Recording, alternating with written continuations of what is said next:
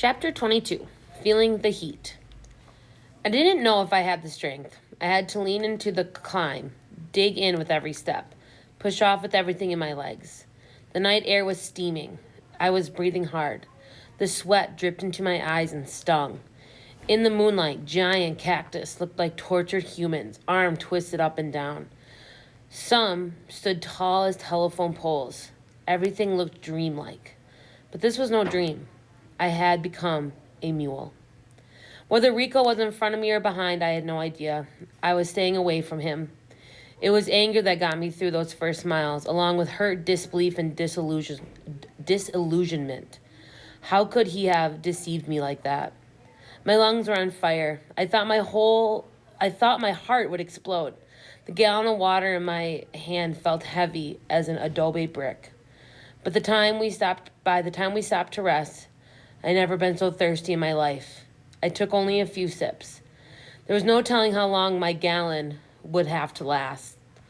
I bent over double to try to get the weight off my shoulders, if only for a few seconds. None of the mules were asking how far we were going or when we might get there. We were only pack animals. 2 minutes, and Morales was yelling, "Let's get going!" I told myself to be on the lookout for the border patrol. I had to be ready to drop my pack and run. But as the smuggler's trail continued up and down the flanks of the mountains, winding among boulders, thorny trees, and endless cactus, I had to keep up with the mule in front of me and couldn't afford any looking around. My eyes stayed on the rocky footing and the thorny scrub, punishing my hands and arms. Everything that grew bristled with needles and claws and reached out to draw blood. The punishment went on all night. The moon had nearly crossed the sky by the time we were finally told to take off our packs. Rico dropped his next to mine. "Look, Turtle," he said. "Don't call me Turtle," I growled, and took a swig of water. I was down to half. He pointed. "No, look at the turtle." 20 feet away, a tortoise was crawling into its burrow. I looked at it.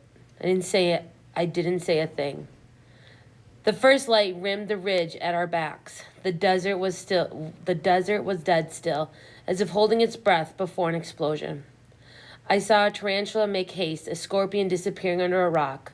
One thing was for sure. When the sun came up, we were going to fry. The boss came over and told us to break out the food. "1 tin of meat for everybody," Morales ordered. 2 tortillas. My back was so stiff I could barely move. Rico got to his feet. He started pulling food out of my pack instead of his. It took me a second to realize he was doing me a favor. "These packs would break the back of a mule on 4 legs, he said. I didn't bother to reply. Rico passed out the food. The meat was jellied ham. I broke off small pieces and ate them slowly with tortillas. I licked my fingers for the salt and the grease. As dawn spread a soft orange glow across the desert floor below, the stillness came to a sudden end. Every bird in the desert, it seemed, began to sing at the same time. I took out the pliers and began to pull cactus needles from my arms, hands, and ankles. The pliers were soon making the rounds of the other mules. I never saw them again. The mules were pointing at something, a herd of wild pigs, a stone's throw away. Unbelievably, they were taking bites out of the prickly pear cactus. Thought of my sisters, all the work they would do with those cactus pads to make nopales. Jara aimed his forefinger and thumb, squeezed, yelled, "Die!" The wild pigs took off in a clatter. As the light came up, we could see a grid of rusty red roads running east and west through the flats of the reservation below. White specks were raising dust on those roads. "Border Patrol," Jara announced as if we didn't know. "They catch people like flies down there." The oldest mule, who had a receding hairline and a perpetual grin carved in the lines of his face, pointed to a shiny, stationary disk in the western sky. "Hey, Mosquito," he said. "What is that? Spaceship? Mojados from space?" "Don't you know anything, Paco? That's Fat Albert, the migra blimp. Don't worry, the scum who live inside can't see us way over here. They've never put a blimp over these mountains. They think there is nothing to see. Why is that, Mosquito?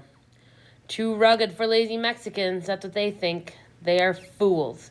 Even their helicopter patrols are useless here. Where we go, there is so much cover. They have as much chance of finding Osama bin Laden. The mules all found this very funny. What about those new drones, Mosquito? Paco asked with pretended seriousness. The ones that fly high with no pilot. They don't work either. Even their infrared cameras can't see us because of all the rocks. The rocks give off heat, same as we do. I think the mosquito, like Fat Albert, is full of hot gas, Paco said. Nobody light a match. Once again, the mules had a good laugh. This time, Jara was offended. You guys need to learn some respect, he said, and put his hand on his Beretta. It got very quiet. Even Paco's grin disappeared. Evidently, the mules believed that the mosquito was crazy enough to start shooting. Morales spat, then grabbed up his assault rifle. Let's get moving. We have a long way to go. I'm warning everyone, if you fall behind today, you will die. I cringed. I had been sure we were going to hide from the sun like the desert animals. As we got going, a dawn breeze touched my face, and the coolness was gone as soon as it arrived. The sun rose and shot into the sky. Before long, it was beating on us like a hammer. The earth was on fire, and so was I. It wasn't long before my cheeks were burning, my ears and my eyelids too. My lips began to crack, my tongue to thicken. Swallowing became very difficult. The water in my jug was hot as tea from the stove. I drank it, careful not to spill a drop. My body was spilling enough. My scalp was drenched with sweat. So were my armpits, my neck, and my arms. Suddenly, I couldn't tell why. I stopped sweating. I started licking my lips to keep them from splitting. It made them worse. I was getting dizzy, and I began to stumble. I had a rash on my arms and a bad headache. My fingers were swollen. Through my sneakers, the ground felt like volcano lava. My tongue was swollen. My thirst was unbearable. I had no spit in my mouth, only a thick, dry paste. I had been saving the last few gulps of water. I needed them. I drank every drop. I had to get away, go somewhere in my mind. I went home to Los Arboles, to the sweet mountain air of home. I had the hoe in my hand and was weeding. The corn was already 6 inches high. There was moisture in the air. Suddenly I could hear the rain. I could hear it distinctly. I was in the house in my room with Chewy. We were laying on our backs listening to the night rain as the lightning cracked above El Cubilete and thunder rolled and rumbled through the mountains. We could hear the water rushing down the gutters and filling up the rain barrels. Victor, don't go, Chewy was pleading. You know, I'm afraid of the lightning. It's okay, I kept telling him. You're a big boy now. I found myself stopped in my tracks. The mule train had come to a standstill. Someone ahead had stumbled and fallen. The mule was trying to rise under his 80 pounds of mota. He fell again. Someone finally pulled him to his feet. His knee was bleeding. I felt a sensation that didn't make any sense. My skin was getting cooler instead of hotter. No mistake, I was cooler all over. I raked my forearm. It was dry and flaky as an old snakeskin. When I blinked, my eyelids scraped. My body was going haywire. The heat was going to kill me. We started up again. The next to fall was the mule in front of me. Somehow I found the strength to pull him to his feet. Morales let everybody rest. The mule I had helped, young and not so tough looking, turned and thanked me. He wanted me to know who he was in case he didn't make it. His name was Cornelio Martinez.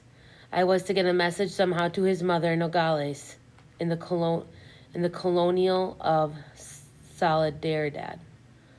You'll make it, I said. My brother didn't. He died last January in the cold.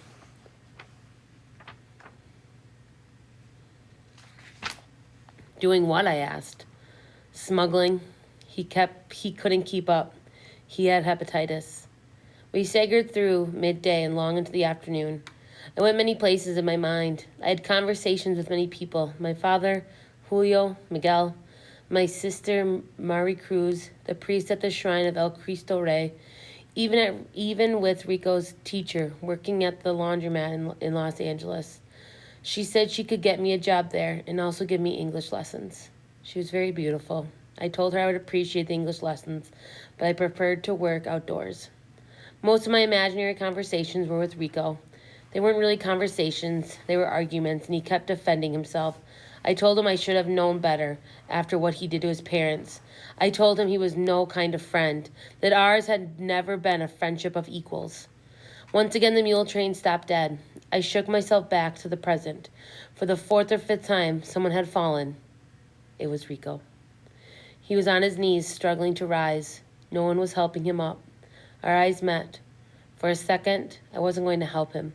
He looked awful. I felt awful. I pulled him to his feet. "Thanks, Turtle," he said.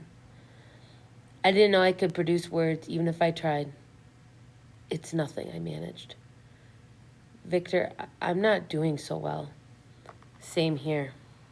We staggered on down into the canyon, where a seep trickled from the clusters of ferns on a rock ledge. Only one mule at a time could get to the water, and the two of us were going to be the last to drink. Pretty soon it became obvious. The seep ran so slowly, this was going to take hours. I was lightheaded and delirious. I had to get out of the sun, and fast before I collapsed. Shade was the only thought in my mind, if I was thinking at all. I stumbled off looking for some. The mules were all strung out, stuck in every little piece of shade, and waiting their turn at the water.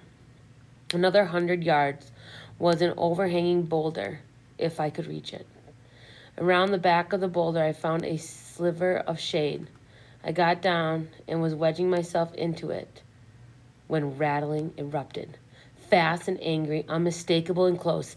"Snake!" cried every nerve in my body. I felt the bite in my ankle as I tried to leap away, managing only to hit the top of my head on the boulder. I must have screamed. Rico came running along with some others. I never saw the snake, only white pain in my skull. I heard them bashing the devilish things with rocks. I took off my hat. There was a new rip in the straw. I felt to see if I had a new gash. My fingers came back with only a smear of blood. "Did it bite you?" Rico was saying. "Yes," I said, my fear racing out of control. I got down to look at my ankle. The marks of the fangs were plain to see. "That kid is as good as dead," I heard one of the mules saying. All my life, somehow, I had known this was coming.